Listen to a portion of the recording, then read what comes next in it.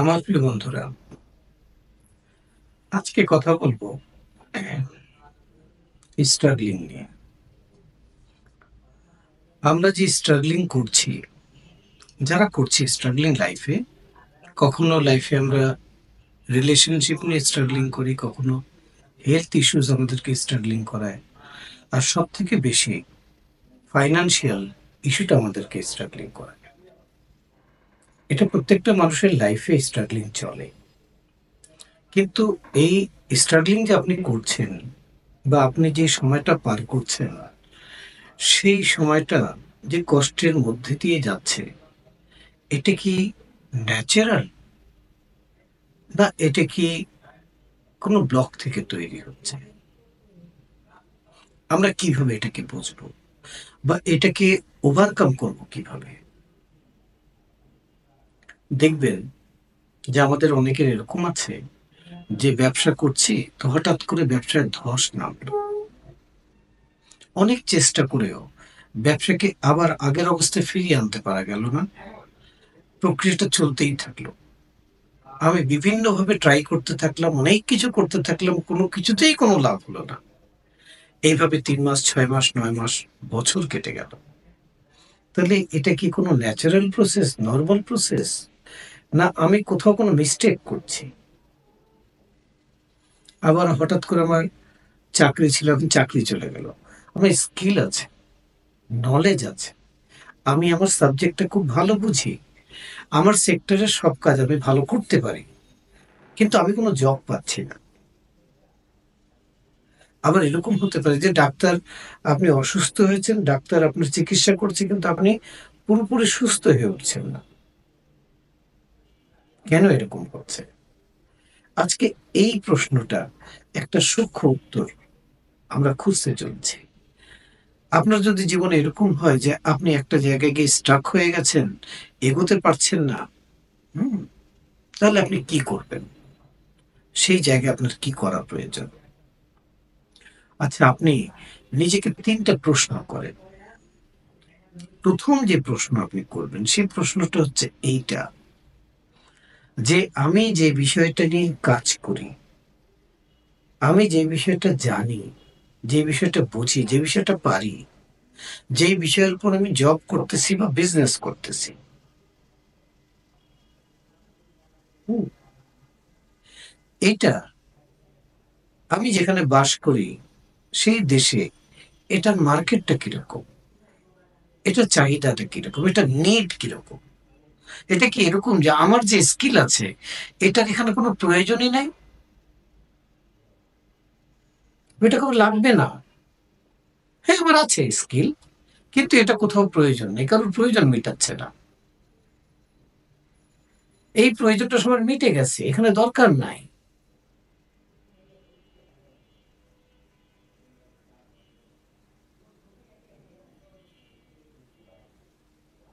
ধরুন, আপনি একটা প্রোডাক্ট তৈরি করছেন।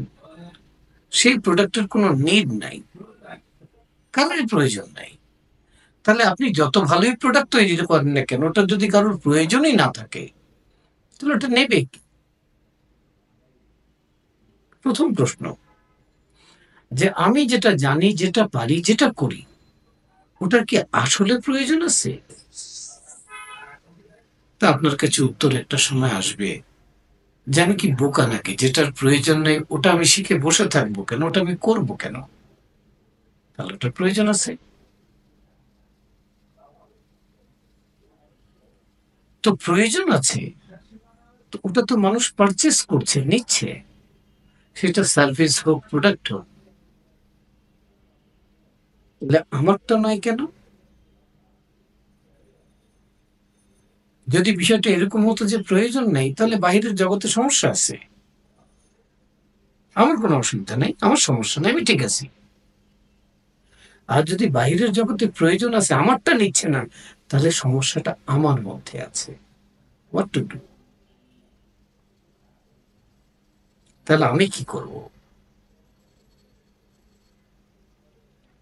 তাহলে আমাকে নিজের উপর কাজ করতে হবে।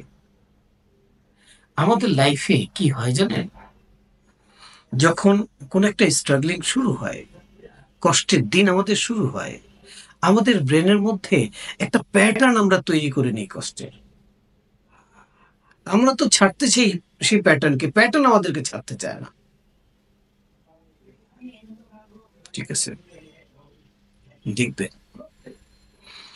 যে আপনার ব্যবসা খারাপ যাচ্ছে, আপনার কাছে ঠিক মতো টাকা আসতেছে না, তারপর একটা প্যাটার্ন তৈরি হয়ে গেছে, যেমন বিজনেসটা লসে যাচ্ছে।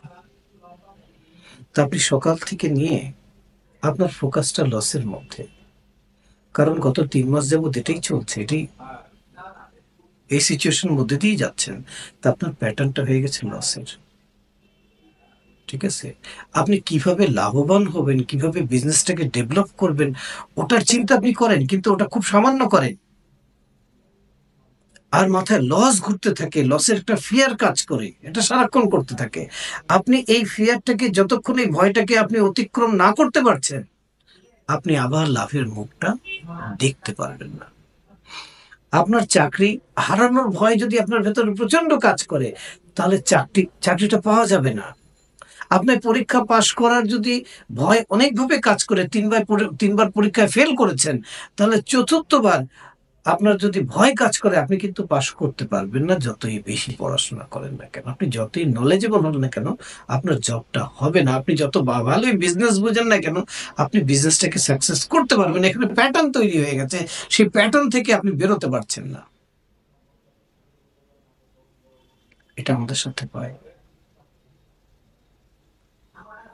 তো এই একটা প্রশ্ন দিয়ে বোঝা যাবে না যে আমার ব্লক হয়েছে কিনা।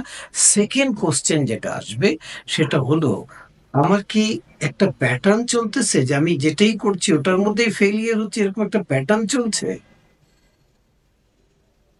যদি ইয়েস হয়, তাহলে বুঝতে হবে যে নিশ্চিত ভাবে আপনার ভেতরে মেন্টাল ব্লক হয়ে গেছে। হুম। এবার তৃতীয় কোশ্চেন, যে আমি কি একই কাজ বারবার করে ফেল করতেছি?